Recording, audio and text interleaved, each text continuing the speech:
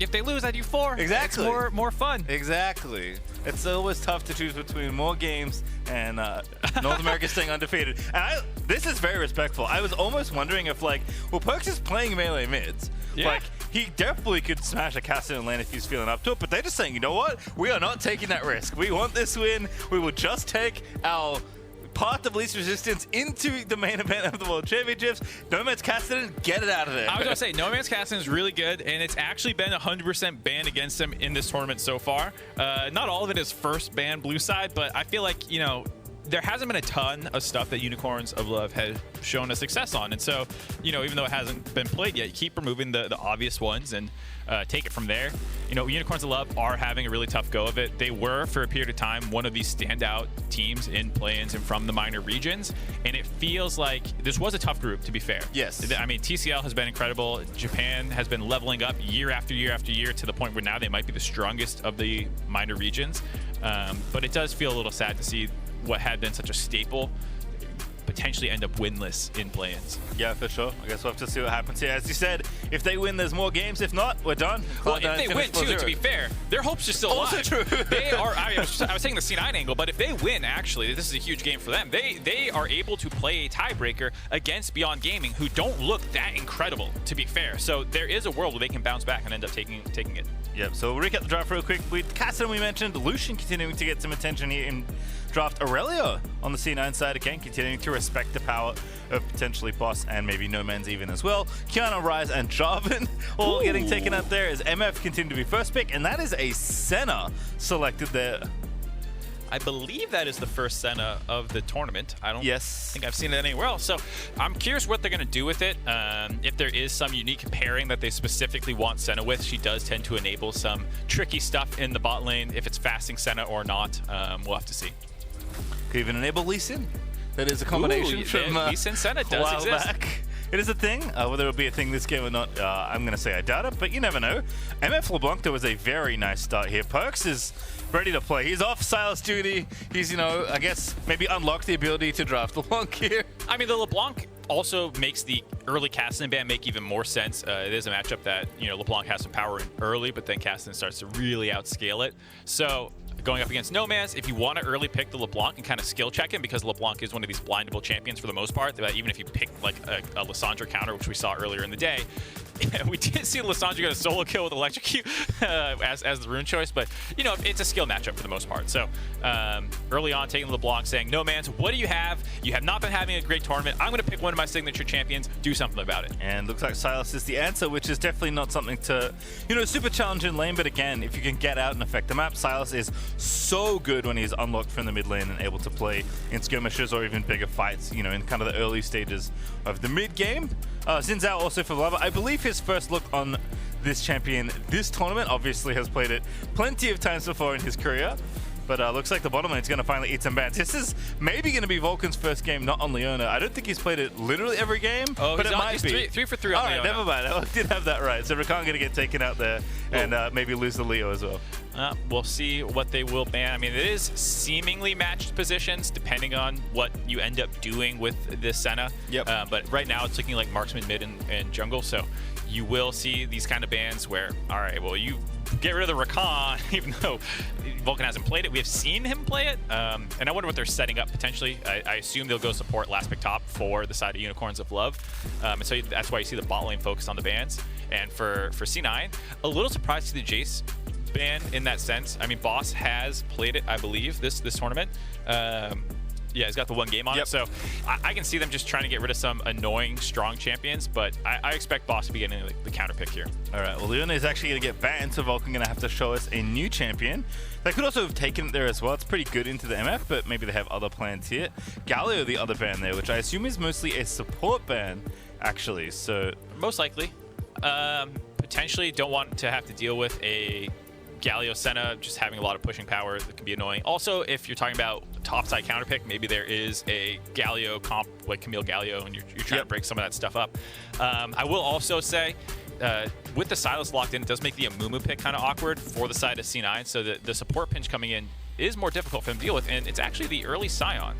Yeah, just blinding Sion, saying, what do you have, Fudge? Well, so you say Fudge, but bot lane Senna Sion, you can run that. True. I mean, there's a lot of weird stuff you can do with Senna. She makes the draft a little bit unpredictable, and we did see that C9 actually, you know, has had some wrenches thrown at them in draft phases, like having the Lilia flex from jungle to top yesterday, and the build path adaptations that came in from Fudge. So they're a team that, you know, they can throw some curveballs at you, but they can also hit the curveballs when you pitch it at them. Yeah, and this is quite the potential answer if that is the matchup in top lane. You know, Sion pretty self-sufficient, pretty safe, pretty blindable in a lot of situations, but Gangplank's quite the beatdown. Even if the lane, you know, goes okay, Gangplank's probably going to be farming up a storm, and I would be terrified to see Fudge's Gangplank make like 10 barrels, and that's what happens though, right? That's how Gangplank works.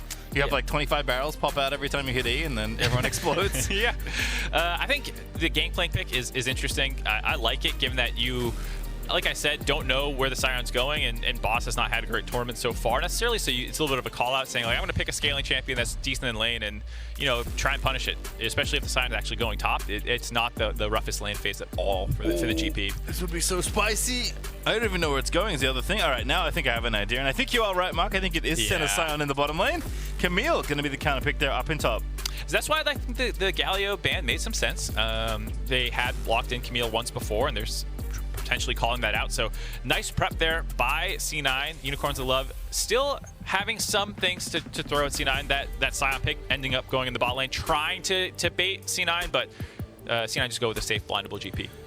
Yeah, also, I guess to keep track, Vulcan is actually on Rel this time as the champion again. He's played more than enough times, definitely combines nicely with the my brain, Misfortune. Like you said, with Silas in the mix, Amumu is way worse. It's kind of like giving your opponent, it's like, it always happens. Like, level 4 Amumu always meets level 6 Silas, and it's always a tragedy. Yeah, I mean, Amumu this tournament has been such a disappointment. He's been the biggest disappointment I've seen since Genshin Impact's first year anniversary rewards. I don't if you get the reference, you get the I don't understand like the details of the reference, but the implication is funny enough. Yeah, I don't need to know. Amumu has been disappointing is all you need to know.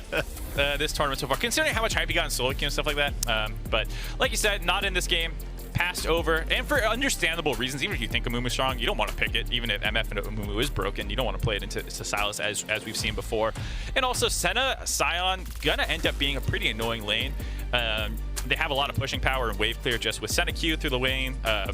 We'll have to see. I'll look it up if it's E or Q max for if I can find a Senna Sion lane to see which one he ends up going, or we'll just watch and see what he ends up doing with it. But it's a relatively uninteractive lane that's going to be harass focused, I assume. Yep, and looks like Santos is the one going to be taking the farm at least early on, which you love to see. Does have the Spectral Sickle already built up. And as a reminder, you can chat with us, of course. Get your tweets out there. Maybe we feature on the broadcast. Go ahead and chat with Verizon 5G or chat. We had someone ask what our duo name was yesterday. We still haven't decided. So maybe you have other questions. We're happy to field them. Yeah. Do we have answers? Probably not. I read a couple of them. None. They were okay ones. Some baking jokes. I think Baker's Mark was my favorite. But what is a baker's mark? I assume it's just a pun on. Okay, I didn't know if that was like a thing. No, like I you don't think stamp so. your pastries with a certain color, Ooh. or like like how sometimes you have like those. Yeah. Branding irons. I guess I don't know. That sounds like a really like violent term for it. I just don't know what it's called. Maybe. You know what? That's something I'll have to explore later. But for now, it is going to be Nanasik teaming up with the bottom lane here, starting on the red side. Yep, no tricky level 1 invades. I would have liked to have seen Unicorns Love maybe find a setup, but their level 1 is just not great for it. A lot of these champions. Unless you're doing something tricky with Sion, which you can do, where you kill yourself on some buff, if they snuck into top side and you steal the blue away from Sin, maybe something like that, but, I can understand not going for it. Worth noting, Sion did take TP, so kind of, you've seen bot laners do that before when it's the AD carry in a matchup that they don't feel particularly threatened by. And like I said, I expect this to be pretty uninteractive of a lane, so it makes sense.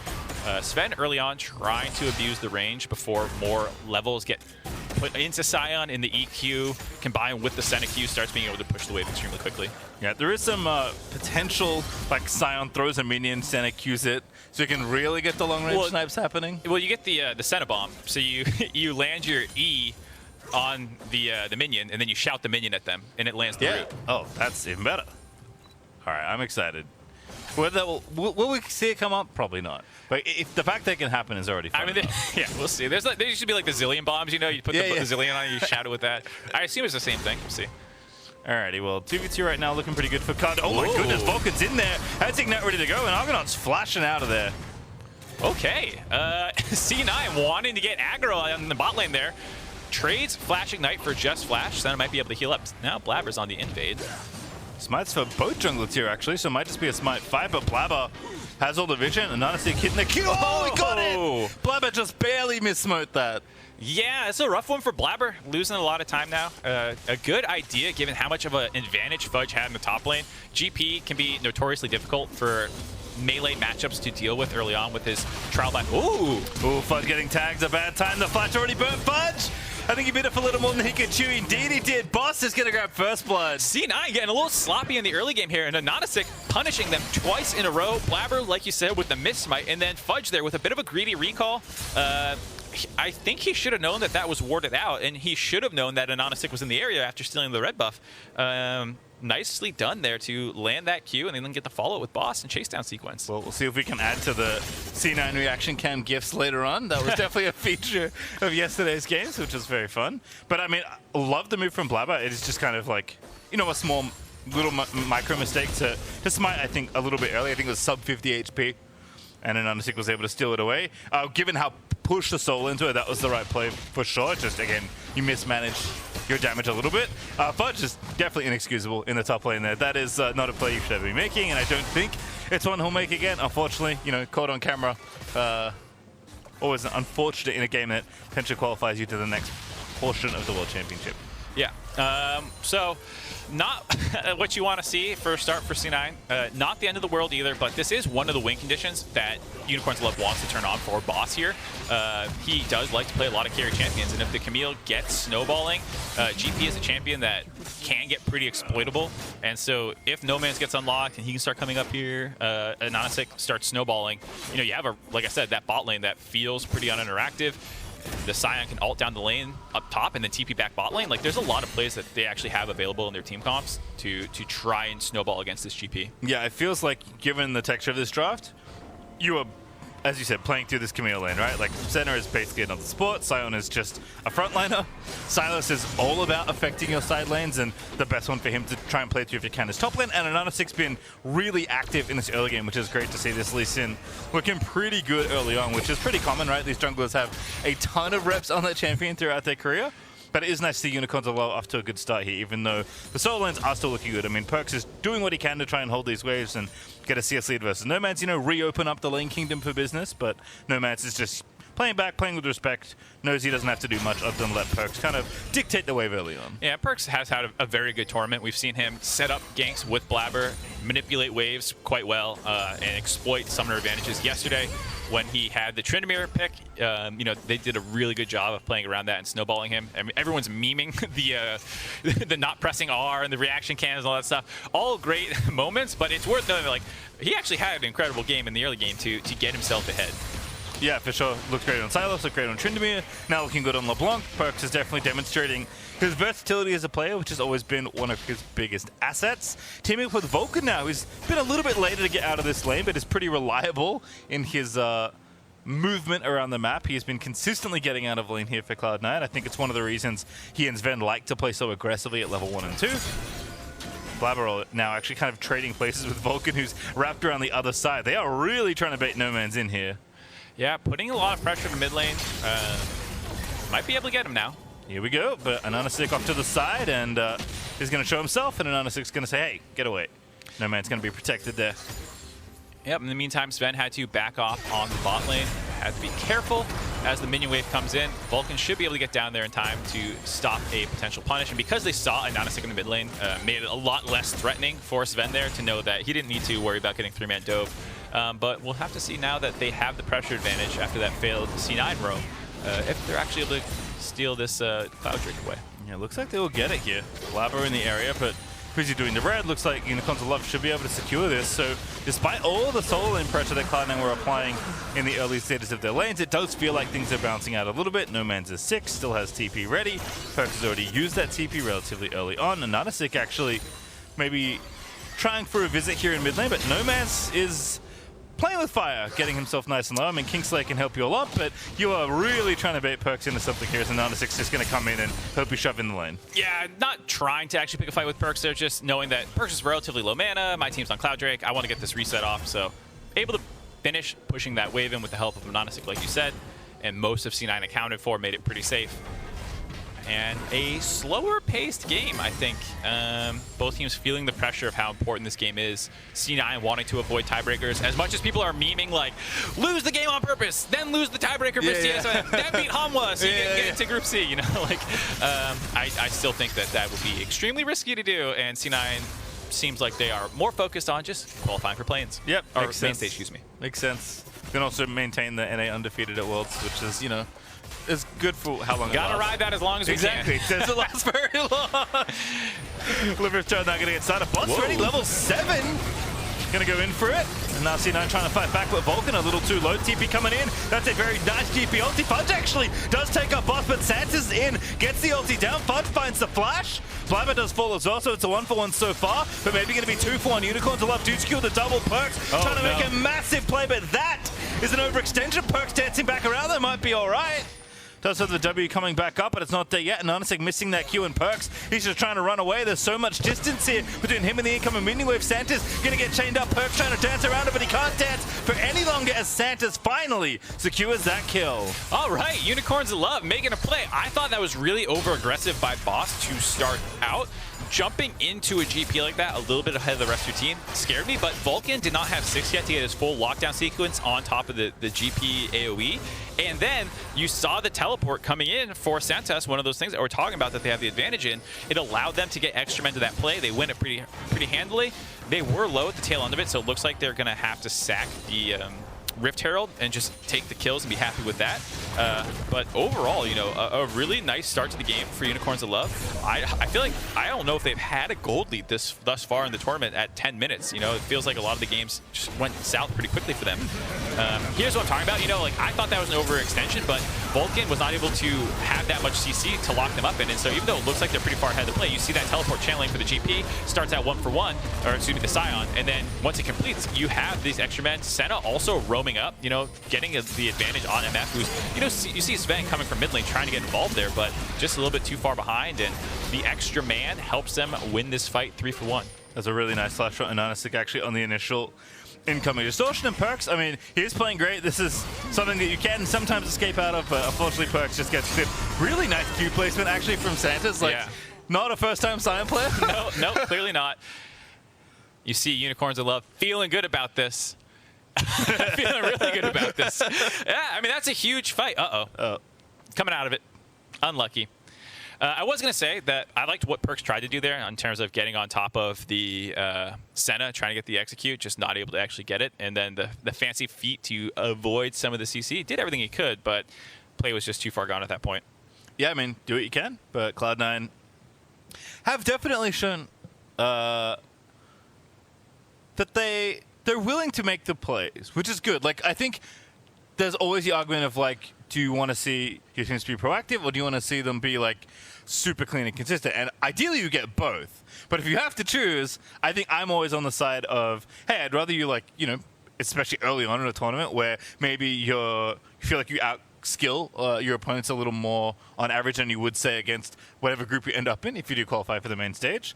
I think Cloud9 have, like, definitely had some oopsies, like, apart from, like, obvious mechanical mistakes, which haven't even been that many. Like, they've taken fights that have not gone that well. They've definitely been pretty aggressive with how they're trying to close out games. And, you know, sometimes it works, sometimes it doesn't. I think, obviously, they've hit more than they've missed. Otherwise, they wouldn't be 3-0. Yeah. But, I don't know. I think it's something where, in that instance, that maybe was a play you didn't want to go for.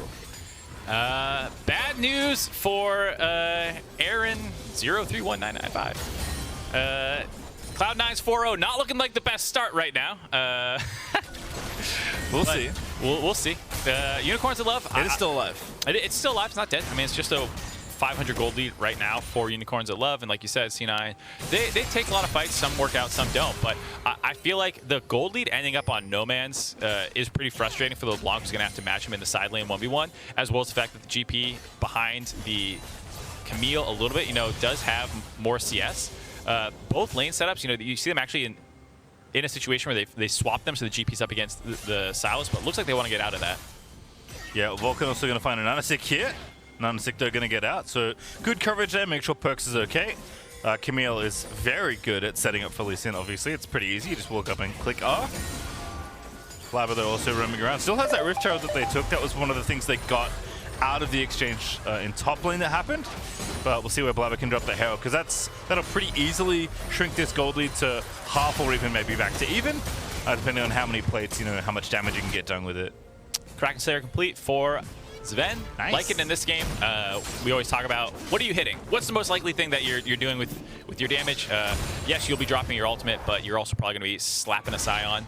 So want a little bit higher DPS build, like it here.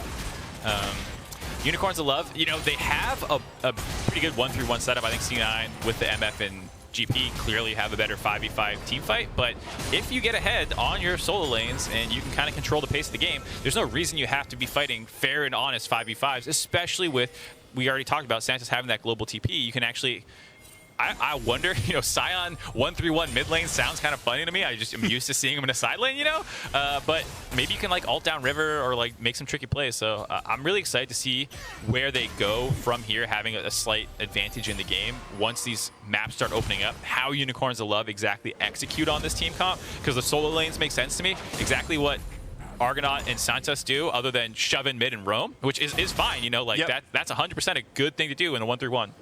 All right, we'll see what happens, but nice collapse here for Cloud9. Looking for No Man's.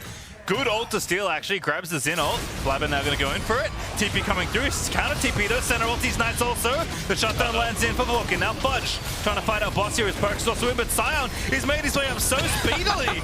Just zooms up there, and now Blabber is going to get absolutely deleted by the Camille as boss finds the ulti and the kill. Fudge's low Sven is here, but I don't know if they've got anything under this tower. Fudge is not that healthy. Vulcan already used all his tools to engage. Cloud9 maybe going to go for it here, but have to back away. I mean, help is coming. Cloud9 going to disengage. Yeah, Argonaut was making his way up there. He had a nice Senna ult to initially get a shield on top of No Man's. It didn't seem to do too much to save him, but the TPs came through. Some really nice drifting by Santos getting through the jungle. I want to see exactly where did he start ulting? Did he ult from mid and weave it all the way through that river path that's behind the wall?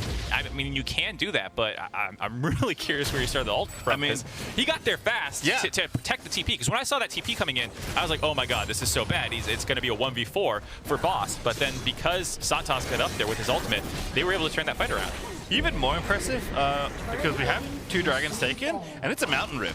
So there's extra stuff in the way potentially, right? Whereas if it's Infernal, it's even more open as Fudge fighting a Nanasik, but Blabber did drop the Herald in mid. It will make it here to take the plates. That's really nice for Perks to get a bit of extra gold. Yeah. So not wasted there for Blabber, as Perks does chunk down No Man's, but again, UOL are in to try and save their mid laner, who is getting bullet time, but No Man's going to have to flash. And Nanasik finds the kick on his Sven. Zen flashes back in. The root lands though out of center, and Boss is able to take that kill. Nice job there by Nanasik, punishing Sven, who, thought he had this easy setup onto No Man's. No Man's flashes out, able to get out of there. Baits Sven into dropping his ultimate in front of a Lee Sin, and you flash out, but the rest of Unicorns of Love was in there to punish him afterwards. Yeah, it's funny, there's not the obvious MF stuff here as we have the X-Fact replay. This was the top lane play you were talking about, Mark. Okay, so here's what I'm looking. I'm looking at Scion in the mid lane right here. I don't care what's on my screen at all. Look at the mini-map in your bottom right-hand corner. He starts ulting. He ults from mid lane all the way up through here. Look at him weave it around to the left, then back to the right. He misses Perks here, but look how close he was. That's a nuts Scion ultimate, and it saves boss, I think, who would have been trapped under that turf. If he hit any wall, he shows up 10 seconds later, that's a dead boss. Because they killed No Man so quickly, I thought it was going to be 1v4, and it saves this play, potentially double kill. It would have been a lot more turret plates. That's a massive Scion ult, even though it didn't hit. That's the greatest Scion ult miss I've ever seen. Yeah, really nice. And now topside is going to happen again here. The center ulti's out. That's a big shield, but it's not enough to save No Man's. Blabber pops the ulti, flashes out of the way. Perks, Vulcan pops flash as well, but Nanasik finds the trade. Nice and easy. Santa's here again, and Perks is just getting kind of hit on. I mean, Santos is smacking him away. Can't really do anything as LeBlanc against these tanky champions. Sven's up there, but he's just too late. Blabber looked like a bug on a windshield. He just got smacked by the ultimate of Santos there. This guy just cruising around in his Silent Mobile. Splat. Nice punish there. Ends up only being a 1-for-1. Blabber and No Man's both dropping. But right now, this is a really fun game. Both teams going blow for blow.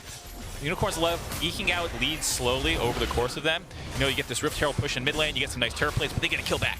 You get a kill on the top side. Unicorns love get the kill back. Now they're going to grab their own Rift Herald. And the gold lead is slowly growing for Unicorns of Love. We'll have to see if they can find this back-breaking play, because I'm still a little worried at the C9 5v5 potential. It does feel good that Unicorns of Love is getting a snowball a little bit with the Dragons. They got them pretty early on. The next one coming up in just a minute and a half, so you can potentially have 3 pre-20 minutes. We're going to get the first tower as well. This Herald going to be enough to grab that advantage. So this gold lead going to spike up. We'll see what it is after this hit happens, but looks like, yeah, not quite 2K, but getting close. 3v2 right now, though. Another thing about the face check. Blabber looking for the kill. Perks are the one to claim it. That is justice for Blabber. Even the GPL getting dropped on top 8. 4v1 basically. Anonisic there, who's been having a really good game. Feels good to probably get that shutdown on him. Yeah, 1-1 and 5 down. Didn't get all the kills, which is good. He's been donating them to No Man and Boss. We talked about, you know, in the early stages of this game, Boss is kind of the obvious conduit to play through here for Unicorns of Love. Definitely enabled right now. Sunder a finish, plenty of kills under his belt. No Man's also feeling empowered on the Silas, level 11 now, has his items under him, can start maybe side laning or grouping, depending on how Unicorns of Love want to distribute their resources around the map. And sure, right now, Boss is getting overloaded, so can't really get too aggressive. But if the Unicorns' plan is to play 1-3-1 or even a 4-1 with this Camille, they're really set up with this, even with this gold advantage not being that big. They're under 1,000 now, actually. There's still, like, you've gotten the gold you need to execute that plan if that's what you're trying to do here. And like I said, I'm starting to wonder, like, I don't know what Cloud9 does, because Santos is everywhere. This is like... It's pretty crazy. Priority male Scion. He's just shipped overnight everywhere. Yeah, I'm very impressed with this so far. I mean, even Argonaut's Senna. There's so many times you watch a Senna ult come flying in as someone dies. The shield's too late. They don't land the damage part, and it just looks pretty troll. He's been on point. Even if they haven't saved the person, he's at least showing that he's landing them in time. That's why he has 100% kill participation. He's doing a good job on the Senna. And they're showing the global utility that she's able to bring when you're in these 1-3-1 lane setups, even when C9's the one making plays. Stolen Gangplank ulti. Bog with my brain for a second. But yeah, it looked a little troll. But still, the trades continue to go in Unicorns of Love's favor. They're 3-1 now in towers. They got the third dragon. That's massive. Cloud9 actually wanted to take a tower top lane, try and open up the map. Took the easy one, but lost the Drake as a result. Perhaps weren't interested in contesting for it anyway, but now they're down 3 dragons and 1,500 gold as Vulcan face checks, and he's just dead here. Looking for an engage, but not one he wanted. Anonisic gonna claim the kill. Deep in the enemy jungle. Blabber baited over with the blast cone. The ball time is there. Senna ulti to try and disengage it, but Blabber's got to run. There's nothing here. It's 5v4. Cloud9 are going to be routed by Unicorns of Love. No Man's flashed in. He does get himself killed, but I think the follow-up is well worth it. 2 more now on the table for Unicorns of Love as perks will fall. Nicely done by Unicorns of Love, deep in the enemy jungle, finding the initial pickoff on the Rel. We talk about C9's 5v5, but that's kind of critical, the fact that you need it to be Rel starting the fight. You want to suck everyone in together, land all this AoE. If you kill her early on in the fight, C9's team comp kind of becomes disjointed. You know, GP, how does he lock people down for his ultimate? Who's going to be going in with Blabber? Perks doesn't, you know, he just wants to be picking off low priority targets. And so that kill allowed it to become a really scrappy fight. And then Unicorns of Love kept finding these kills and outplaying C9 there. And now up 3,000 gold alongside those 3 turrets and 3 dragons. Like, looking good. It is looking really good for Unicorns Love as we watch this one again. Yeah. No Man's just deep in enemy territory. Yeah, you're just not ready this early on in the game to be having to worry about face checking that particular brush. And now once he's dead, you know, C9 want to punish. They see Boss on the top side. They're like, okay, this is still a 4v4. Hold on, don't have time to talk about that. Yeah, again, No Man's is getting targeted. C9 is trying to 3v1 any lane they can find and give themselves some gold. It's actually a 5v1 as No Man steals the LeBlanc Distortion, but that's not going to be enough. Does go back, it looks cute, but who's going to grab the kill? Who gets the donation? No Man's. It's going to be Fudge who collects. Yeah, Fudge probably needs a little bit of help in the side lane. Good recipient. But, of course, if you 5-mana Silas and take that long to kill him, you are going to be losing stuff elsewhere on the map. Argonaut here, able to get a lot of turret damage down. Maybe not be able to finish it off, but weakening it to be able to claim it later on in the game. And during that time as well, Boss working down the bot lane. And again, I mean, Cloud9 doing what they can, but it's just treading water almost, right? Getting what gold you can, trying to maybe believe in the scaling in the 5v5 that you've drafted for yourself here. You know, it's one thing to find a great 5v5, it's another to find that same 5v5 down, you know, 5,000-6,000 gold. At some point, it starts not to matter how good your engage is if the enemy just has more gold than you can handle. So Cloud9 do need to keep making some sort of trade and giving gold to their players in ways other than farm, because Unicorns of Love are not playing a game slow enough where they can just sit back and relax. No, Unicorns of Love is being super aggressive right now, always looking for opportunities to find people in the jungle or just trying to counter out C9's plays, and they're smart when they pick that battle. You know, No Man's there getting 1v4'd. No one was like, maybe I can help him out, really. Like, they were just like, okay, let him die. No Man, stay alive as long as you can. They actually did a good job picking their battles in that sense and not just always insta-collapsing. It's something people get baited into that. Like if they have the Shen, for example, as a champion that can join in fights, it's like, well, I don't think you actually want to just blow your ult defensively in a fight you're going to lose anyways. Oh, boss, this looks real rough for Perks. Just easy solo kill as Senna picks up yet another assist. This is what we're talking about. If you fall behind, it's 1-3-1 time for Unicorns of Love, and you just have a really tough time in all these lane setups. And the global ability, Argonaut did not need to help out there, but you know, he'll grab another assist if he can. Did fall off the 100% kill participation, unfortunately, but otherwise having a fantastic game. And this is his second Senna game he's ever played on his pro career. Santos' first Sion game. Not something I would have ever expected. I don't think anyone would have had this prep ready. Maybe Santos is a solo queue Sion beast that I don't know about. You know, I admit maybe that's true, but just I've been so impressed with their bot lane this game. Oh, for sure. As Boss again has to weasel out of a 4v1. Cloud9 continue to find pickoffs, which is good. Boss a little too far forward, perhaps, and the kill will go over to Sven, who grabs the shutdown. That is a lot of extra gold to Misfortune. That is a tough one to give up. I think so far, Unicorns of Love in their 1-3-1 has done a good job of having pressure elsewhere on the map. Even if you're dying, like we saw in No Man's, you know, it's usually a situation where it's like, well, we're getting something else. Here, the rest of his team was kind of resetting. There hadn't been time for the Silos to push out top yet. So it's a really painful death to lose on your pretty fed Camille while giving C9 an opportunity to get pressure, because if you had mid lane pushed, even if you die there, they don't get mid turret as well. Now, not only are you giving up a kill, which is what they had only lost before, you're losing objectives on the tail end of it too, as well as map control right as Mountain Dragon spawning. That was a disastrous death. You know, we'll have to see if Unicorns of Love can stabilize and still get into the river here. Vulcan looking for the angle. Cloud9 want to fight by the looks of things. Bots is back up, but he doesn't have TP. So can't make it in just yet, but won't be too far away. Perk's going to lock up the Sion, but that's going to take way too long. And Cloud9 now going to fall back and start the Dragon, but they have to finish this very quickly. Yeah, looking probably for a burn situation here, but Unicorns of Love is more or less in the area.